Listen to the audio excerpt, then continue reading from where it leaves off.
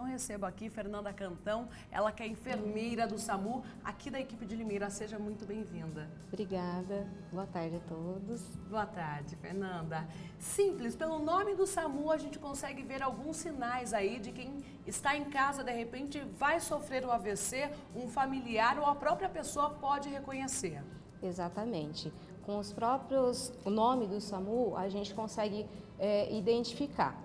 O S. Peraí, vamos lá então. Coloca na tela aí, SAMU, para a gente explicando de forma muito didática então. O S significa o quê? Olha, já está na tela. Exato. O S, você vai pedir para a pessoa sorrir. O S de sorriso. A partir do momento que a pessoa sorri, se ele tem um lado torto, que a gente chama de desvio de rima, já é um indicativo que pode estar com AVC, tá?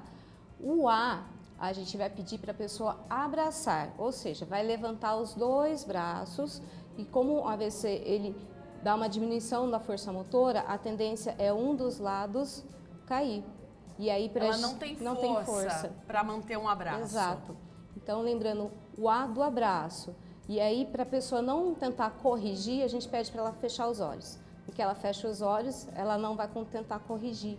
Então, a gente vai ter essa diminuição da força motora, a gente vai ver que um lado vai cair, ela não vai conseguir sustentar o movimento.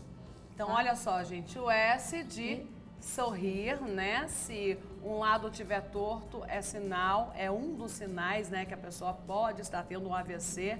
O A do SAMU, abraçar, né? E se um braço estiver também sofrendo uma queda, pode ser um dos sinais. Agora vamos para o M. Isso. O M, a gente fala para a pessoa cantar uma música, né? Ou falar uma mensagem. Quando a pessoa canta, a gente vai ver que ela tem uma dislalia, ou seja, uma dificuldade de falar. Enrola a língua. Exatamente. Ela vai estar com a fala embaralhada. A gente não vai conseguir entender o que ela está falando. E o U, urgentemente, ligue 192 para que o serviço de urgência e emergência possa ir até a pessoa o mais rápido possível. E nos locais onde a gente não tem 192, a pessoa tem que estar procurando a sua unidade de saúde de referência, o seu hospital de referência. O quanto antes ligar, mais fácil de se salvar a pessoa, a vítima do AVC e principalmente, né, gente, risco de ter menos sequelas, né? Exatamente. Quanto mais antes a gente consegue identificar e para esse tratamento conseguir ser iniciado quanto antes, como a gente viu na reportagem, 3 horas, é primordial para a gente não ter sequelas, né? Então, não tenha vergonha de falar, eu estou com minha boca torta ou não estou tendo força de um lado, não tenha vergonha. Procure realmente a ajuda o quanto antes. Qual a frequência de atendimento de vítimas do AVC aqui em Limeira, mais ou menos, uma média, aqui, Fernanda? A gente tem, pelo menos uma vez por semana, a gente tem um caso de AVC ou até mais. Agora que a gente está começando o inverno, a parte do AVC isquêmico tende a aumentar. O índice aumenta no inverno? Por quê? Porque a gente tem a isquemia dos vasos sanguíneos e quando a gente tem o fechamento desses vasos, a diminuição do fluxo sanguíneo. O derrame nada mais é do que a diminuição do fluxo sanguíneo dentro dos vasos, no nosso caso no cérebro. Quando 85% dos casos são isquêmicos, onde eu tenho a diminuição dessa fluxo sanguíneo e o restante é o hemorrágico. E aí a gente tem as doenças que são mais comuns que acabam fazendo com que a pessoa possa levar a um AVC, como a hipertensão, o diabetes, o uso de cigarro. Então, a gente tentando diminuir esses riscos, o colesterol... Anticoncepcional também, nas né? mulheres, por causa do aumento o risco de fazer um trombo, né, que daí bloqueia esse fluxo sanguíneo. Então, se a gente tem que pensar primeiro na prevenção. 90% dos casos são preveníveis. Você consegue a prevenção. Prevenir. E olha, como nós vimos na reportagem, as mulheres estão sendo cada vez mais afetadas, né? Mas não escolhe, viu, gente? Nem idade, nem sexo, né? Inclusive, falando em idade, olha, uma telespectadora aqui, a Cleidiane de Porteirinha, Minas Gerais. Eu tive um AVC com 21 anos. Ela nunca foi obesa e não tinha pressão alta. Então Exato. não escolhe realmente, Não escolhe. a doença não escolhe a pessoa vítima, não é mesmo? Exato. E aí a gente tem a questão também da má formação, né, de vasos cerebrais, e o importante é a gente sempre estar fazendo check-up, né? Uma vez ao ano, a gente está sempre acompanhando a nossa saúde, indo ao médico para realmente verificar como que está, né, a nossa saúde e pensar na prevenção.